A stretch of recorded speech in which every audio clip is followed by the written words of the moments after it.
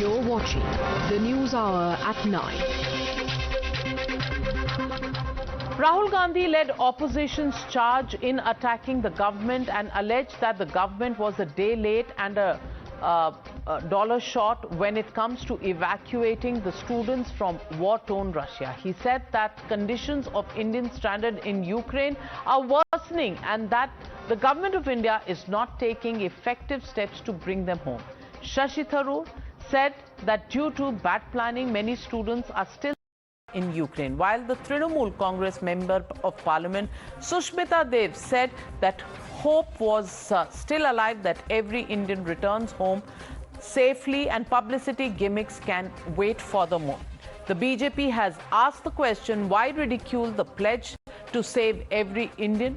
That's the debate that's coming up. And joining me tonight, GVL Narasimha Rao, Member of Parliament and National Spokesperson of the BJP, RSN Singh, author, Lokesh Jindal, Leader of the Congress Party, Kamru Choudhury, also Leader of the Congress Party. I want to ask you, Mr. Kamru Choudhury, good evening to you, and I want to ask you, do you think, you have all the time in the world to criticize the government, but do you think in the middle of a crisis of this kind, where the government is running pillar to post to secure the release of its own citizens from Ukraine, criticisms are not really helpful if there are no concrete suggestions that can come in? Can Rahul Gandhi and the Congress Party refrain from scoring some political brownie points just for a little while?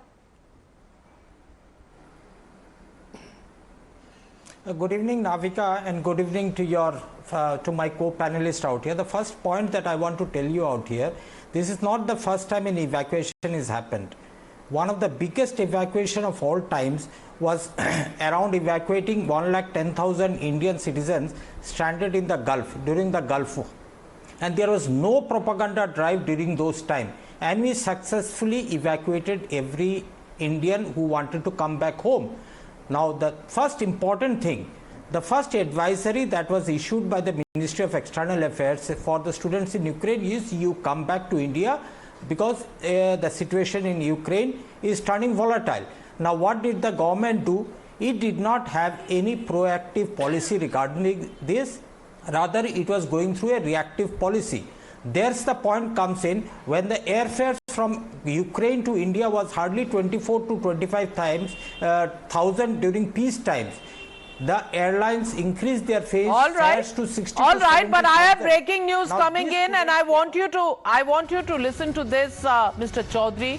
India's generosity is on display, according to the Ministry of External Affairs. Arindam Bagchi, the spokesperson, has just said that the Prime Minister has noted that the first consignment of relief supplies to Ukraine to deal with the humanitarian situation on Ukraine's borders will be dispatched tomorrow. Not just that, India's generosity will mean that, guided by India's motto of the world being one family, Vasudhaiva Kutumbakam, Prime Minister has stated that India will help people even from neighboring countries and developing countries who are stranded in Ukraine and seek assistance from India.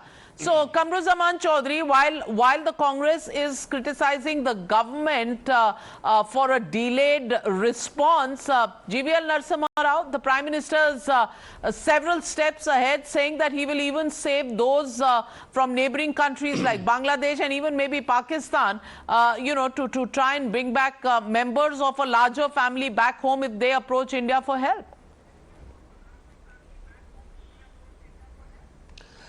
Yes, Navika, from 2014 onwards, not only in Ukraine, every such crisis situation that erupted in the last 7 years, Prime Minister Narendra Modi ji led from the front.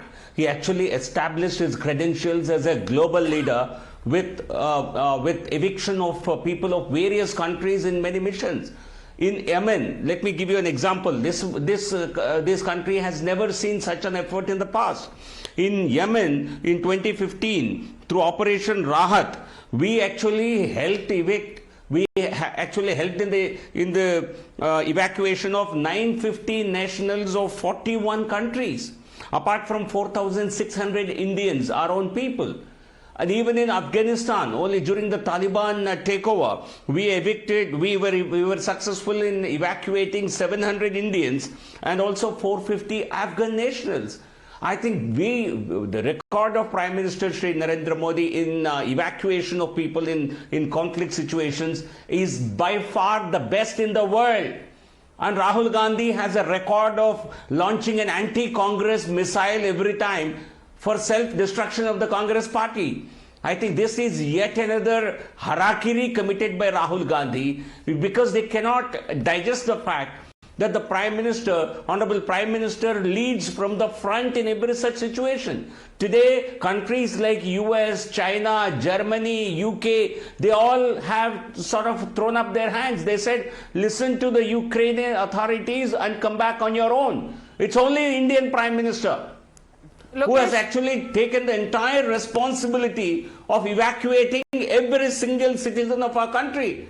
We've been on the top of the situation. We've issued advisories on February 15. February 20, a strong advisory was issued that everyone should leave. But all the students who stayed back, MEA and the embassy. Mr. Lokesh Jindal, leader of the Congress party, raising his hand. Mr. No Jindal, other country has taken. Yes, Mr. Jindal, well, in politics, maybe Indians don't compliment each other, but at least at this point, it's war. It's a war situation. It was sudden. I don't think even the United States of America was expecting it. At this point, to point fingers at the Indian government, do you think it is mature? Just a month ago, Rahul Gandhi had pointed out how the policies of the government had led to unification of Pakistan and China. And just one month before, he had pointed out how we are playing a very difficult game. And now what has happened? The government was absolutely left clueless when this escalation began. The government should have been prepared with certain plan B, that if at all there is some form of an escalation, we already have 16,000 Indian nationals who are studying over there in Ukraine, how to evict them out. The government was left without any plan. 24th of February, when the war began, and it is 28th of February, and Mr. Bagchi says that only the 6th flight has come, for the simple reason being that the flights are not being allowed. For the Ukrainians, they have realized that Indians, they have abstained from voting. They are not going to support them. Now we are coming out with another plan that via Moldova and Romania and the neighboring states, we are going to bring back the Indians. This is absolute mismanagement. RSN Singh. In fact, the worst has been the Prime Minister Modi has been pitching for and politicizing Operation Ganga in Uttar Pradesh polls. How can you criticize Rahul Gandhi over here? Look at the government. Oh, so Rahul Gandhi can criticize the Prime Minister, but the Prime Minister is supposed to be a mute spectator. Colonel RSN Singh, respond to Mr. Lokesh Jindal. No, I'm not responding to anyone. All I can say is that the airspace in Ukraine is closed. Fighter aircraft have been shut down.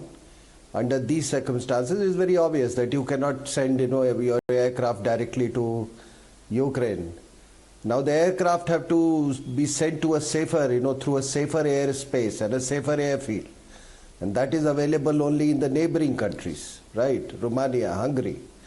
Now you don't have all the Indians stranded at one place in Ukraine.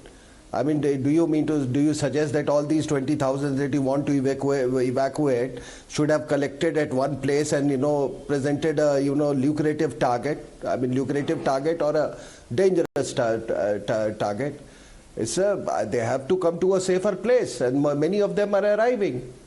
And yes, they have gone through, hazards. I mean, especially, weather hazards. It's snowing, it's cold.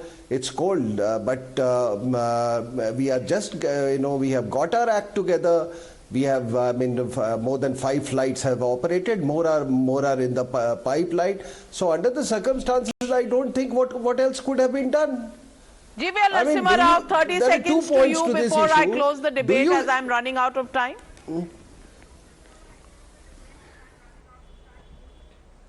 Navika, I think it's become a trend for the Congress party to politicize every humanitarian even crisis. The people of India have taught them several lessons. But let me give you a bit of a news. I'm a member of a consultative committee on external affairs. And Rahul Gandhi also happens to be, Mr. Rahul Gandhi is also an honorable member of that committee. We have a meeting scheduled on the 3rd, on the 3rd of March. And let me see what kind of great wisdom that the Congress party leaders present in this meeting, because they have not had any record of any successful such mission. But if the leader of the opposition thinks that he has some grand solutions, I think we will try and see his innate wisdom, which I think he should try. Well, Lokesh Jindal, there's an offer. There is an offer from the BJP spokesperson and member of parliament who says, if you have a great suggestion, please give it. Why only criticize and politicize? Yes, I will suggest him. In fact, it has time that has taught BJP that they must start respecting Nehru now. They must learn what Nehru gave to India. Oh my God, it's time to look at the threat of a nuclear war. Well, we will all respect Nehru, all freedom fighters and all people who have run this country at various points will be respected. But at the moment, it's time to look at what's going to happen between Ukraine and Russia, because world war or peace, those are the options that are staring the world in its face. And everybody in their right mind will be hoping and praying for peace to prevail and for some common ground to be reached between Ukraine and Russia. Thank you very much to my panelists, and thank you to you viewers for joining me on the News Hour. Good night, stay safe, and we'll be back tomorrow. Same time, same show, the News Hour at 9.